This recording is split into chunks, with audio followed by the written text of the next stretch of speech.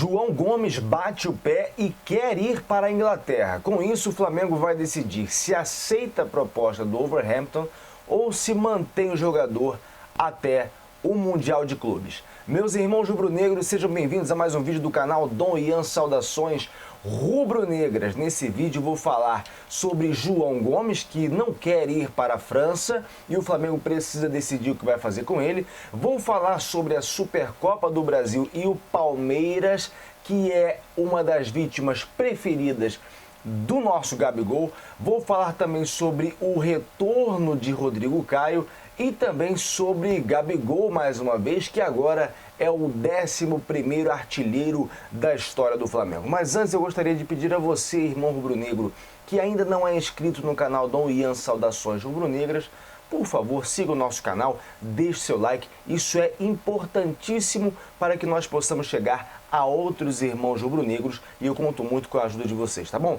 Vamos então começar falando sobre João Gomes. O João Gomes ainda está na novela entre o Wolverhampton, da Inglaterra, e o Lyon, da França. Depois que o John Textor, dono do Lyon e também dono do Botafogo, apareceu na jogada, o jogador está nesse impasse. O Flamengo não sabe se recebe mais do Lyon ou se libera para a Inglaterra para poder manter a palavra e atender também ao interesse do João Gomes, que quer jogar na maior liga do mundo. O agente do atleta está em conversas diretas com Rodolfo Landim e está inclusive insatisfeito pela forma como o Flamengo tem conduzido o caso.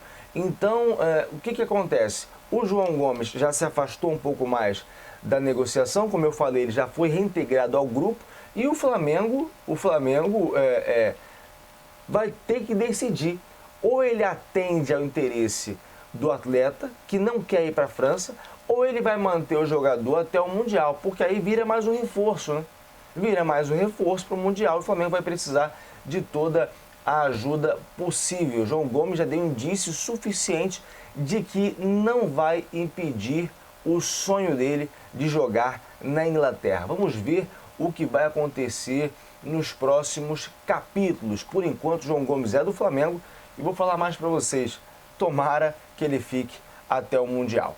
Bom, agora falando sobre a Supercopa do Brasil, que vai acontecer no próximo sábado às 16h30, lá no Mané Garrincha, em Brasília.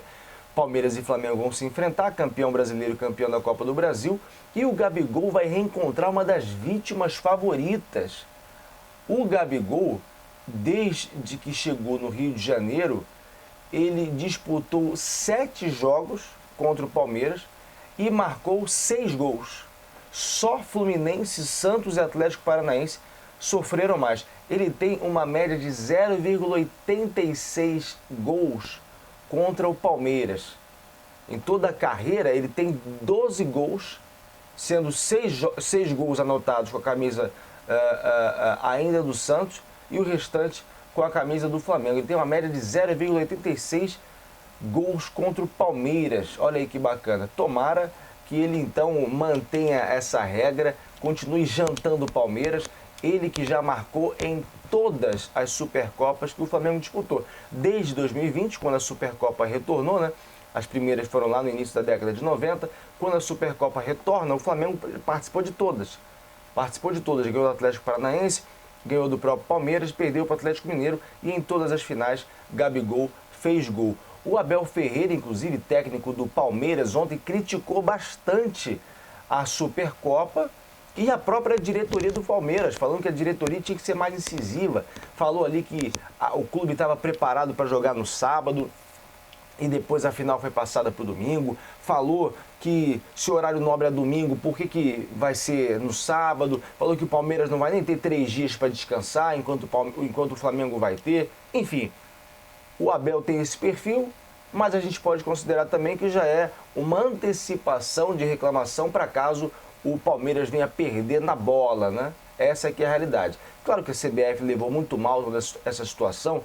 Era ruim até para mim que ficava aqui noticiando, vai ser no sábado, vai ser no domingo, vai ser em Fortaleza, vai ser em Salvador, não, agora vai ser em Brasília. É claro que foi uma várzea a forma como a CBF se organizou, mas, né, o fato é que isso acontece em disputas de finais.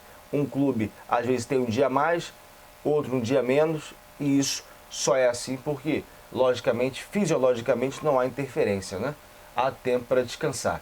Agora, um dos reforços que o Flamengo pode ter, não para a Supercopa, né, porque está muito em cima, faltam aí apenas 6 dias, né, mas para o Campeonato Carioca e para os jogos pós-Supercopa, dos reforços que o Vitor Pereira pode ganhar é o retorno do nosso xerife Rodrigo Caio. Rodrigo Caio que sofreu uma lesão grave em julho de 2022, né?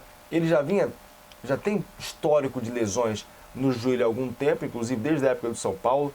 Ele faz uma cirurgia antes da temporada de 2022, justamente para chegar voando, só que ele tem complicações, depois pega uma bactéria no joelho. Enfim, tem sofrido muito o Rodrigo Caio, infelizmente. E a gente tem a expectativa de que ele possa retornar agora, depois dessas lesões. Ele tem contrato até dezembro de 2023, ainda não está na condição ideal, mas ele precisa ganhar ritmo de jogo. O Vitor Pereira, técnico do Flamengo, disse o seguinte: o Rodrigo Caio ainda não está nas condições ideais, mas conversamos, ele precisa de jogo para dar um passo à frente e esquecer da lesão. A qualidade dele é indiscutível, precisa de um nível competitivo maior, disse o Vitor Pereira depois da goleada contra o Nova Iguaçu. O Vitor Pereira, que inclusive falou também sobre a disputa entre Mateuzinho e Varela, que tem tomado conta aí dos debates entre os torcedores do Flamengo. Ele disse o seguinte, o Vitor Pereira: é importante termos 2 jogadores por posição. Eu diria que até 3, pela minha experiência do ano passado. Temos que estar atentos à nossa base até para encontrar um terceiro lateral. Eles têm características diferentes e vamos tentar colocar o individual de cada um a favor do coletivo. A competitividade é boa para a equipe. Então, claro, a competitividade é o que mais quer o Vitor Pereira. A gente espera que o Varela mostre o seu futebol, o futebol que o leva à seleção do Uruguai, e que o Mateuzinho possa melhorar especialmente a parte defensiva, que é o que mais preocupa, né? O Flamengo vai ter o seu primeiro grande teste no sábado contra o Palmeiras. Agora falando sobre o Gabigol, aquele que tem que jogar para sempre no Flamengo. Falei aqui ontem sobre o Pedro, que agora, depois dos gols contra o Nova Iguaçu, entrou no pódio de maiores artilheiros do Flamengo no século XXI, né? Só perde para o Gabigol e Bruno Henrique. E agora, o Gabigol, ele que é o maior artilheiro do Flamengo no século, na história do Flamengo, é o 11º maior artilheiro. Ele chegou a 136 gols com a camisa do Flamengo e superou aí o Tita, né, que tem 135 gols. O Gabigol está apenas 8 gols de igualar o Índio, e aí ele chegaria ao top 10 de maiores goleadores do clube. O líder é o Zico, né, o Galinho Zico, com mais de 500 bolas na rede. Depois vem o Dida, Henrique Frade, Pirilo e o Romário. O Gabigol, que está no Flamengo desde 2019, né, tem 200 jogos pelo Flamengo e são nada mais, nada menos do que mais de 10 títulos conquistados, né? Ele conquistou o estadual de 2019, 20 e 21, Libertadores de 2019 e 2022, inclusive marcou gols nas finais, todo mundo lembra, né? Principalmente a de 2019, haja coração. O Brasileirão 2019 e 2020, a Supercopa do Brasil 2020 2021, Copa Sul-Americana 2020 e Copa do Brasil 2022. Haja fôlego para poder falar dos títulos que o Gabigol conquistou. Para muitos, ele já é o segundo maior jogador da história do Flamengo.